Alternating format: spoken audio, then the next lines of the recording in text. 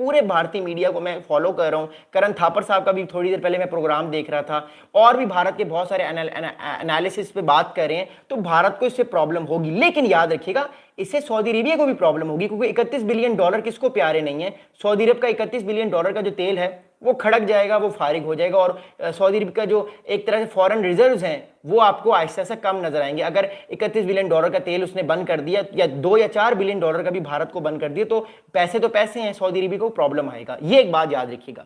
मैं अगली बात आपको बताऊंगा, अगली बात ये है, याद रखिएगा वो क्या है। देखिए अगली बात इंपॉर्टेंट ये है कि मैंने अब आपको भारत का एस्पेक्ट भी बता दिया कि भारत इस टाइम जो है वो अपने इवैल्यूएट कर रहा है रिलेशनशिप को सऊदी अरब के साथ। हालांकि सऊदी अरब ने कहा है कि पाकिस्तान और जो रिलेशनशिप है सऊदी अरबिया के, वो उनको पता है कि भारत के रिलेशनशिप भी सऊदी अरब से बहुत अच्छे हैं और वो पहले से बहुत अच्छे हैं, तो वो इन रिलेशनशिप को कभी खराब नहीं करेंगे। लेकिन दिस थिंग्स मैटर्स। अगली बात बताऊंगा। देखिए अगली बात ये है कि पाकिस्तान की जो फॉरेन मिनिस्ट्री है, पाकिस्तान की फॉरेन मिनिस्ट्री के जो स्पोक्स पर्सन है, उन्होंने आज एक बड़ा इंपॉर्टेंट बयान दिया है इस डिफेंस डील के बाद, क्योंकि देखिए पूरे का पूरी दुनिया हिल चुकी है, पूरे की पूरी दुनिया जो है वो इन सारे मामलात को बड़े गौर से देख रही है ऐसे मौके पर जब ये सारे मामलात बड़े डिफरेंट हुए हैं। पाकिस्तान की फॉरेन मिनिस्ट्री ये कहती है कि the agreement with Saudi Arabia reflects the share commitment of both Nations to strengthen security and promote regional piece while also pledging to strengthen and joint deterrence against aggression.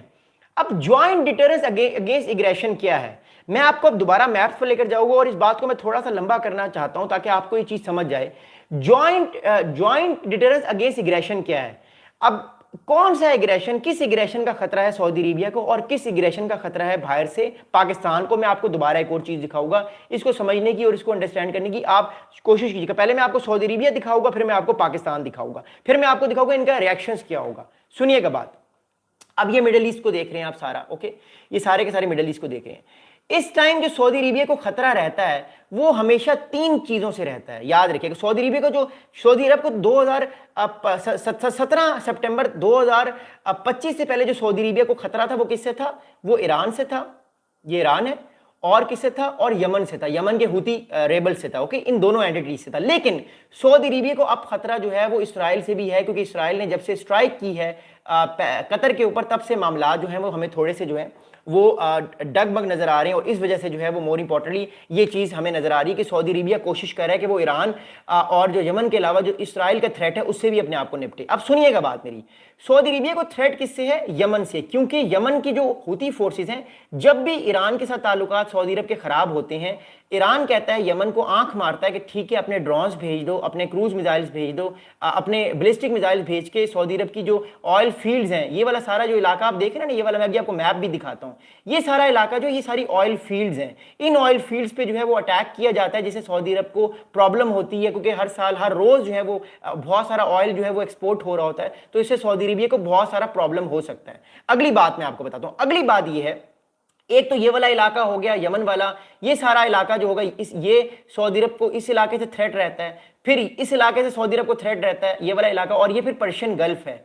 Persian gulf इसलिए है क्योंकि जब भी Iran चाहता है, जब भी Iran के ताल्लुकात सऊदी अरबिया से खराब होते हैं तो पर्शियन गल्फ में प्रॉब्लम आती है। और रेड सी को आप देख रहे हैं, ये सारा रेड सी खतरे में है, क्योंकि सारे के सारे रेड सी पे हुती रेबल जो है वो बोट्स के जरिए भी अटैक्स करते हैं, इन जगहों पे, इन सारे इलाकों पे अटैक करते हैं हुती रेबल्स। और अब इसराइल का भी थ्रेट है कि कल को कहीं इसराइल भी किसी और जगह पे स्ट्राइक करके सऊदी अरब को प्रॉब्लम न करते। तो सऊदी अरबिया को जो थ्रेट्स है इस टाइम, वो एक तो यमन की तरफ से, यहाँ से, इस बॉर्डर लैंड से हैं, फिर ईरान की तरफ से, ये पर्शियन गल्फ की तरफ से हैं, फिर इसराइल की तरफ से यहाँ से, और ये चारों तरफ से, ये तकरीबन 1 साइड 2 साइड और ये तकरीबन 3 साइड से सऊदी अरबिया को बहुत सारे थ्रेट्स हैं, जिसमें इसराइल भी अब आता है। That's the reason why I am saying कि सऊदी अरबिया इन सारे थ्रेट्स को बड़े गौर से देख रहा है। That's why I am saying कि सऊदी अरबिया इन सारे थ्रेट्स को बहुत कुर्बत से देख रहा है। अच्छा अगली बात मैं करूंगा, लेकिन हमने $5 की मेंबरशिप लॉन्च कर दी है, तो प्लीज आप लोग मुझसे ट्विटर पे राब्ता कर सकते हैं। हम हफ्ते में आपको 3 में पर्सनल लेक्चर्स दूंगा 30 मिनट्स के, और $5 फीस है। आप लोग जो है वो मुझे ट्विटर पे राब्ता करके, मैं आपको अकाउंट नंबर दूंगा, और हफ्ते में मैं 3 दिन आप लोगों के साथ जो है वो 30 मिनट जो है वो पर्सनल इंटरेक्शन करूंगा, तो प्लीज आप लोग ज्वाइन कर लीजिएगा। अच्छा अगली बात बताऊंगा, अगली इंपॉर्टेंट बात ये है, ये तो बात होगी सऊदी अरेबिया की, अगली बात बताऊंगा अब पाकिस्तान की मिलिट्री ने क्या कहा है, क्योंकि पाकिस्तान की मिलिट्री स्पोक्स पर्सन, जो पाकिस्तान के ISPR के मिलिट्री स्पोक्स पर्सन है, उन्होंने एक बड़ी इंपॉर्टेंट बात की है। पाकिस्तान की तरफ से पाकिस्तान के मिलिट्री स्पोक्स पर्सन है, उन्होंने कहा है कि the agreement between Pakistan and Saudi Arabia states that any aggression against either country shall be consider any aggression against both Pakistan نے یہ بات کی ہے کہ اگریشن ایک کنٹری کے خلاف ہوگا تو اس کا مطلب یہ ہے کہ اگریشن دوسرے کنٹری کے خلاف ہوگا. مثال کے طور پہ میں آپ کو پھر بتاتا ہوں اس کو, کہ ابھی بہت سارے دوستوں میں میری کنفیوژن بھی پائی جاتی ہے کہ سر آپ یہ بتائیے کہ کیا ہوتیز کے خلاف یہ ہوگا, کیا یہ ایران کے خلاف ہوگا, اور بہت سارے ہمارے دوست ابھی سمجھ رہے ہیں کہ یہ جو ڈیفنس پیکٹ ہوا ہے یہ صرف انڈیا اور اسرائیل کے اگینسٹ ہوا ہے. ایسا نہیں ہوا. یہ ڈیفنس پیکٹ جو ہے وہ یہ انڈیا اور مور امپورٹنٹلی یہ اسرائیل کے اگینسٹ نہیں ہوا, یہ ڈیفنس پیکٹ ہوتیز اور اس میں ایران بھی شامل ہے. میں آپ کو پھر بتاتا ہوں, اس کو دیکھیے گا. اب پاکستان کا یہ پرومس ہے سعودی عربیہ کے ساتھ کہ اگر کل کو ایران نے اٹیک کیا تو پیچھے سے پاکستان بھی تہران کے اوپر اٹیک کر کے سعودی عرب کو نیوٹرلائز کر سکتا ہے, ایران کو نیوٹرلائز کر سکتا ہے. پہلی بات تو یہ, اگر ایران نے پرشین گلف کو بند کرنے کی کوشش کی تو پاکستان پروٹیکشن دے گا, پرشین گلف کو کھلوائے گا, کیونکہ سعودی عرب کا جو تیل ہے وہ پرشین گلف کے تھرو جو ہے وہ یہاں سے ایشیا میں جاتا ہے, پھر آگے وہ چائنا میں جاتا ہے. دوسری بات یہ ہوگی. تیسری بات یہ ہے پاکستان پرومس کرے گا سعودی عربیہ سے کہ دیکھیے آپ ہمیں پیسے دیں گے 15 سے 20 بلین ڈالر ہر سال, ہم آپ کا یہ والا جو لینڈ ہے یہ سیکیور کریں گے, یہ والا لینڈ ہم سیکیور کریں گے, ہوتی ریبلز کی طرف سے آپ پر اب کوئی اٹیک نہیں آئے گا, اگر کوئی اٹیک آئے گا تو ہم ہوتی ریبلز پر بھی اٹیک کریں گے, ہم ان کو بھی فارغ کر دیں گے, ہم ان کو بھی کھڑکا دیں گے, یہ والا علاقہ بھی سیف کرے گا پاکستان. اس کے علاوہ جو یہ ریڈ سی آپ دیکھ رہے ہیں, ریڈ سی یہاں پہ بھی, یہاں سے بھی ہوتی ریبلز جو ہیں وہ کئی بار ڈرونز بھیجنے کی کوشش کرتے ہیں سعودی عرب میں, تو پاکستان سعودی عرب کے ان آئل فیلڈز کو بھی, چھوٹی موٹی جو ریفائنریز ہیں ان کو بھی جو ہے وہ بچائے گا. لیکن اصل جو گیم ہے وہ یہ گیم ہے, یہ اسرائیل کی گیم ہے. اب اسرائیل کے پاس جو اس ٹائم F-35 فائٹر جیٹس ہیں وہ جب بھی چاہتا ہے جارڈن کے تھرو عراق پہ جا کے اٹیک کر دیتا ہے, یا اوپر سے لبنان کے تھرو سیریا پہ جا کے اس کو فارغ کر دیتا ہے.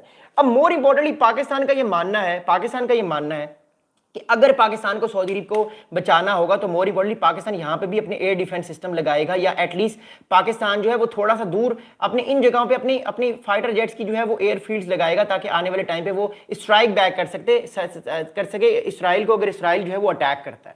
یہ بڑی امپورٹنٹ بات ہے. اب میں اگلی بات آپ کو کروں گا, اس کو سمجھیے گا. بہت شکریہ آپ لوگ ویڈیو کو دیکھ رہے ہیں, تھینک یو سو مچ.